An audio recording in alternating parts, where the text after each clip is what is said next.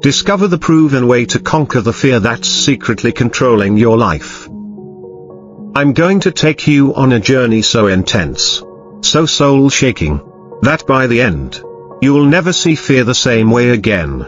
Because what if I told you that the fear you think you've been managing is actually the one managing you? That it's not just in your mind.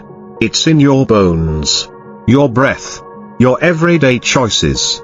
And it's been controlling your life quietly, secretly, like a shadow puppeteer. Today, I'm going to expose it. It started for me at 3:17 a.m. under a cracked ceiling and a soul so hollow it echoed. I had what everyone told me was a good life. Money, recognition, even love. But I'd wake up gasping for air. As if my soul knew something my mind refused to admit. There was a war going on inside me. And fear was winning. That night, I couldn't go back to sleep. Something was pulling me, like gravity, but stranger. I walked out barefoot into the night, drawn to the mountains behind my house. The moon was sharp, like it was watching. And as I walked higher and higher, I began hearing whispers. Not from people, from the silence. You're not afraid of the dark, it said. You're afraid of seeing what's hiding in your light. I froze. Was this madness, or the beginning of something sacred? The higher I climbed, the more I realized, fear wasn't just an emotion. It was a story. A lie I'd been living so long I forgot I was the one who first believed it. And at the summit, cold wind slicing through my shirt, I screamed. Not in terror. In defiance. And that's when it happened. The sky above me didn't thunder, the earth didn't quake, but something in me cracked open, like an egg filled with light, and I saw something I can barely describe. An old man, draped in robes of tattered fire, seated cross-legged in midair. You came, he said, like I was expected. What is this? I asked. Am I dreaming? No, he said. You're finally awake. Then he reached into his chest and pulled out a small, pitch-black cube. This, he said, is your fear, the pure version, before your mind tried to decorate it. I reached for it. My hand passed through it. And suddenly, I was not on the mountain anymore. I was 5 years old again. Hiding in a closet. My father yelling. My mother crying. And I realized something that shattered me. My fear didn't begin as a monster. It began as protection. It was a shield. And now it had become a prison. Let me ask you something, when did your fear begin? Not when did you notice it, but when did you make your first trade? When did you say, I'll keep quiet if it keeps me safe? When did you decide it was better to be accepted than to be authentic? We all make that deal. We all think it's temporary. But fear is a contract that auto-renews unless you consciously cancel it. And I didn't know it, but my contract had been binding every day of my life. The old man, if that's what he was, took me through visions. Me turning down dreams I didn't even admit I had. Me saying yes to people who drained me, just so I wouldn't be left alone. Me playing small while smiling wide. He showed me how fear wears many faces: anxiety, perfectionism, procrastination, people-pleasing, anger, even overachievement. All of it, he said, is the child version of you. Screaming silently, please don't hurt me again. That hit me like a lightning bolt. I collapsed. And I wept. But then something shifted. Because for the first time, I wasn't crying as a victim. I was crying as someone finally ready to reclaim something that was stolen without force. Only with silence. And right there, in the mountain air, I began repeating something that didn't come from me. A chant. It rose up like a song I'd always known but forgotten. I am not my fear. I am the one who watched it grow. I am the one who now lets it go. With every repetition, the cube in his hand turned lighter, first to grey, then to silver, then clear. He smiled, vanished. And I was back in my bed, heart pounding, as if I'd just run a marathon through time, memory, and soul.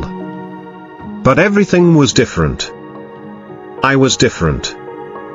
Because I'd been shown a truth most people never see. Fear doesn't need to be destroyed. It needs to be understood. And understanding it, that's the first real key to freedom. Now I ask you, are you ready to see your fear, not as the enemy, but as the misunderstood messenger it's always been? Because once you do, you'll stop running. And when you stop running, fear loses its power. The hidden temple where your deepest fear is secretly worshipped. You've made it this far. That means you're ready to walk into places most people spend their lives avoiding. Because now we're not just talking about fear in general. We're going into its home, its temple. And guess what? That temple isn't in the mountains. It's not in the shadows. It's inside you. Let me tell you about the second vision. It happened days after the mountaintop encounter. I was meditating, deep, silent, still, when I felt myself being pulled inward. Not upward this time, not outward, but inward, as if my spirit was diving into the architecture of my own soul. And then I saw it. A vast hall made of mirrors, infinite, and in each reflection was a version of me I didn't recognize. One was angry, one was proud, one was terrified, one was crying, one was laughing, but hollow. And they were all chanting the same thing. You are not enough. Over and over. You are not enough. And I realized. This was the true face of fear. Not a monster, not a demon. But a belief, woven so deeply into my identity that I thought it was me. Have you ever stopped to ask, what belief about yourself are you most afraid is true? That you're unworthy? That you'll be abandoned? That if people really knew you, they'd leave? That your success is just luck, and one day they'll all find out? Those aren't just insecurities. They are rituals being performed, again and again, in the hidden temple inside you. Every time you hesitate, every time you hold back your truth, every time you shrink yourself, you are worshipping that fear. Not because you want to, but because you forgot you have a choice. In that hall of mirrors, I started to scream, not from fear, but fury. I realized I'd been living according to ghosts, echoes, lies passed down to me, not by enemies, but by people I once loved. My father, a man who never said I'm proud of you. My teacher, who once told me I'd never be great. My ex, who said I was too much. And suddenly, the reflections cracked, shattered, glass everywhere. And in the silence, a voice echoed. You cannot destroy fear by fighting it. You must transform it by forgiving it. That moment broke me open again. Because I saw that every person who planted fear in me was also afraid. My father, terrified he wasn't good enough. My teacher, haunted by their own failures. My ex, just trying to feel safe in a world that made her feel disposable. We pass fear like a disease, not because we're evil, but because we haven't healed. And healing begins when we choose to understand instead of hate. So I began speaking to those fears, naming them, asking them questions like they were old friends who'd just been misunderstood. What were you trying to protect me from? What were you afraid would happen if I succeeded? And the answers came. Fear said, I didn't want you to be disappointed. Fear said, I thought if you stood out, they'd attack you. Fear said, I just wanted to keep you alive. And I wept again. Because for the first time, I didn't see fear as a villain. I saw it as a wounded guardian. Like a dog that bites because it doesn't know any better. And from that moment on, I stopped running from my fear. And started walking with it.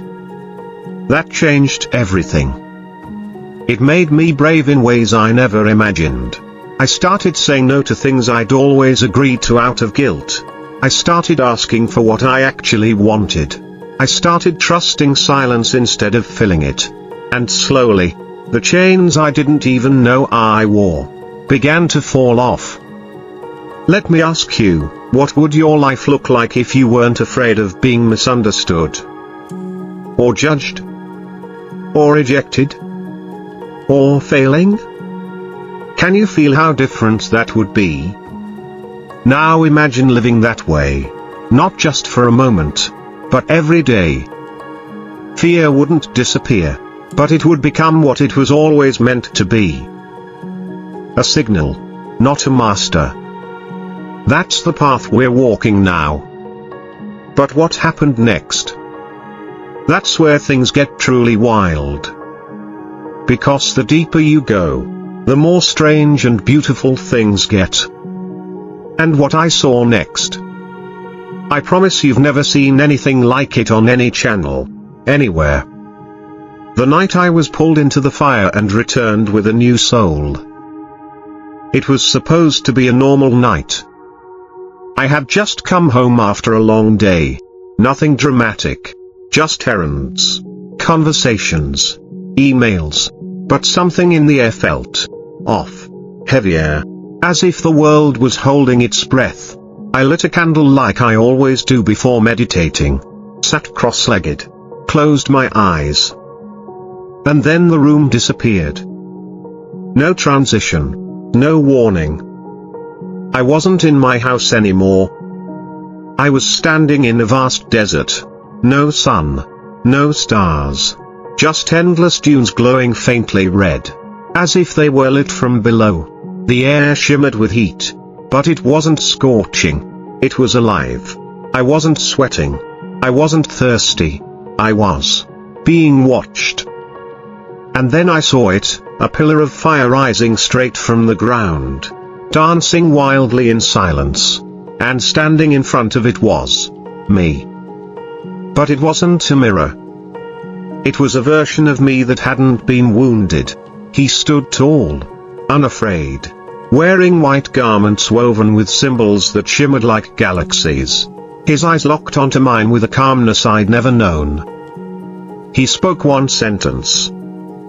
You must burn to be free. And then the fire rose around me.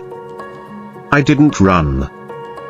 I didn't scream. I stepped into it. Because something in me knew, this was the final test. The fire wasn't here to destroy me. It was here to destroy everything I wasn't. All the false stories, all the fears inherited from broken people, all the parts of me that had been pretending to survive. The fire wrapped around my body, but it didn't burn my skin. It burned my shame. It burned the self-doubt. It burned the whispers that said I was too broken to be loved. And in that moment, I saw everything. I saw my ancestors, terrified, silenced, surviving. I saw the world, so obsessed with control that it weaponized fear and called it success. I saw the infinite versions of me that could have existed if I'd lived with courage from the start. And then, everything went black. When I opened my eyes, I was back in my room. The candle had burned out. But something was different. I couldn't feel the fear anymore. It was like waking up and realizing the monster under your bed was just a shadow. And that shadow was gone. I want to ask you something now. And I want you to answer with everything in you. What are you still holding on to that's already begging to burn? What story about yourself is outdated? What fear are you feeding because it's familiar, even though it's killing your joy? Right now, in this very moment, you have a choice. You can keep living in quiet fear, hiding behind routines, masks, and distractions. Or you can walk into the fire. Because on the other side of that fire is not death. It's resurrection. Since that night, I've spoken with people around the world who've had their own versions of that fire. A woman who finally faced the fear of leaving an abusive relationship after 12 years, and found her voice in poetry. A man who sat in silence for 30 days in the jungle and came back saying, "I've never felt so alive." A teenager who admitted their deepest truth in front of their family, shaking, crying, but finally free. They all said the same thing in different words. Fear was never the enemy. Fear was the invitation. And now I pass that invitation to you. Fear shows up at the door not to scare you, but to escort you into your most powerful life. But only if you're willing to stop asking, "What will happen if I fail?" and start asking, "What will happen if I never try?" You're not here to live a safe life. You're here to live a sacred one. And sacred things require surrender. So here's what I want you to do right now. Close your eyes. Breathe in. And say this out loud, even if you whisper it. I no longer serve fear. I serve truth. I serve courage. I serve the sacred path that calls me deeper. Say it again. Say it until something in your chest cracks open. Because when it does, you'll feel it. The fear will still be there. It might whisper, it might knock. But it won't control you. Not anymore. And when you stand in that power, when you walk with truth, unshaken by opinions, unmoved by threats, you become something rare. Something the world desperately needs right now. You become a lighthouse. Unbothered by the storm. Steady, silent, radiant. Calling others home. So now, I'll leave you with this. The proven way to conquer the fear that's secretly controlling your life is not to conquer it at all, but to walk directly into it. To embrace it with such radical compassion that it no longer knows how to hurt you. To meet it like an old friend, thank it for its service, and release it with love. That is the path of the awakened. That is the path of the free. And that is the path I hope you walk from this moment forward. Not because I told you, but because deep inside, you've always known. It's time. There's nothing left to fear, when you finally remember who you are.